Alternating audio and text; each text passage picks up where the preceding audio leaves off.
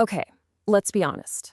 Have you ever been scrolling through your feed, maybe watching a story, and then, boom, all of a sudden you find yourself wanting something you literally didn't even know existed 5 minutes ago? Yeah, you're not alone. And that feeling, it's completely by design. Today, we're going to peel back the curtain on the whole influencer economy and deconstruct the incredibly sophisticated machine that shapes what we buy, what we think, and maybe even who we want to be. It really all starts with this one single, really powerful number, 70%.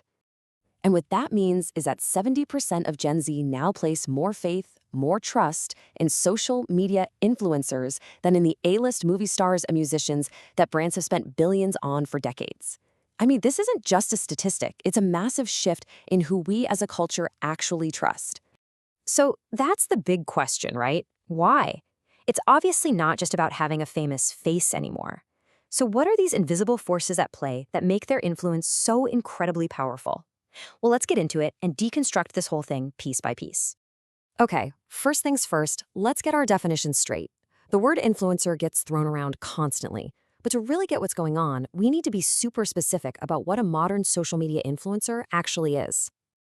So, a social media influencer, or an SMI, their power isn't just about their follower count. At their core, they are content creators who build their influence on three absolutely crucial pillars: perceived authenticity, relatability, and intimacy. It's that combo that really separates them from the distant, untouchable celebrities of the past. So, why does this model work so well with Gen Z in particular? Well, the answer really lies in this fundamental shift in what this generation wants and, frankly, expects from the media they consume. And I mean, the difference is night and day. Traditional advertising was always this one-way street, right? A super polished, top-down message beamed out to the masses. But influence today, it's designed to feel peer-to-peer. It's raw, it's interactive, it's all about community. And maybe most importantly, it's not supposed to feel like an ad. It's supposed to feel like advice you got from a friend. And that connection, it's built on a foundation of shared values.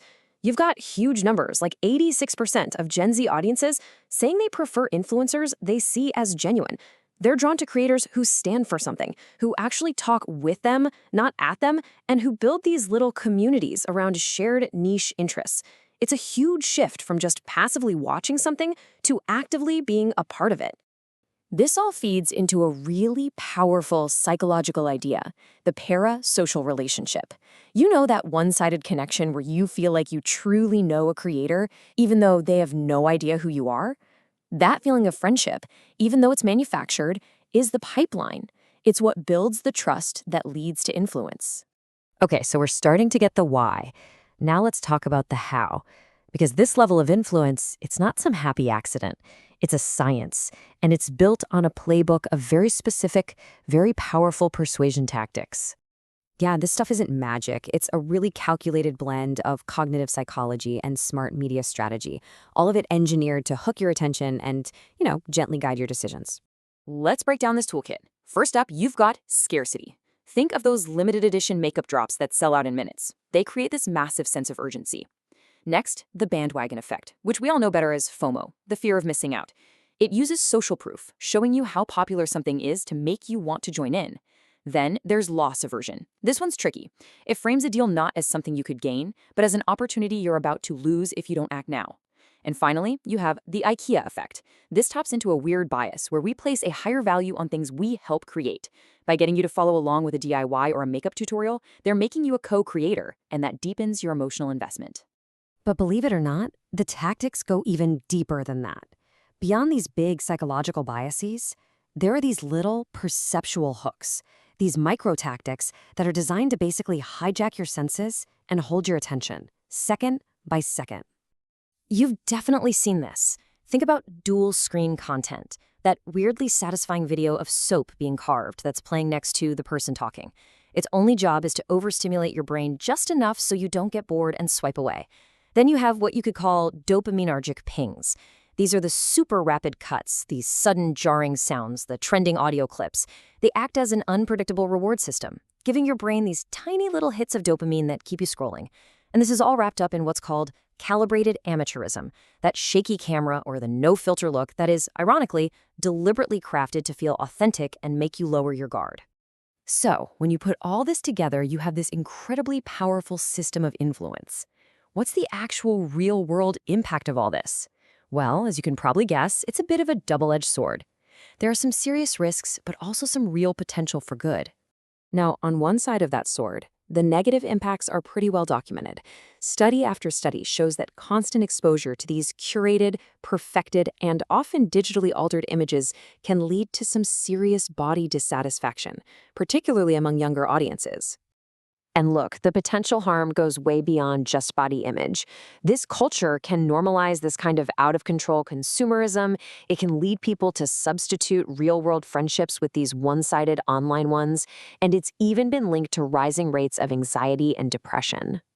But that's only one side of the story, because the very same tools, the very same platforms that can create all these pressures, they can also be used as an incredible force for good. For every influencer that's promoting some unrealistic ideal, you can find another one championing body positivity and real diversity. For every hyper-consumerist haul video, there's a creator out there advocating for sustainability. I mean, these platforms have become these vital spaces for opening up conversations about mental health and for building these incredibly supportive communities for people who might feel totally alone offline. So the potential to do good, it's absolutely there.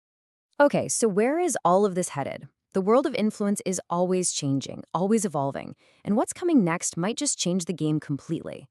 Look, influence itself is nothing new, right? We've had charismatic leaders since ancient times, then royalty, then pop icons in the 20th century. But the digital age just put everything on hyperspeed. We went from the first bloggers in the early 2000s to today's fully professional influencer economy. And the next stop on this timeline, it's already pulling into the station, the virtual AI-driven influencer. And what we're talking about are completely computer-generated people. They have their own backstories, their own personalities, millions of followers, all of it crafted by teams of artists and writers. And as these AI creators get more and more sophisticated, the very definition of what an influencer is being totally rewritten.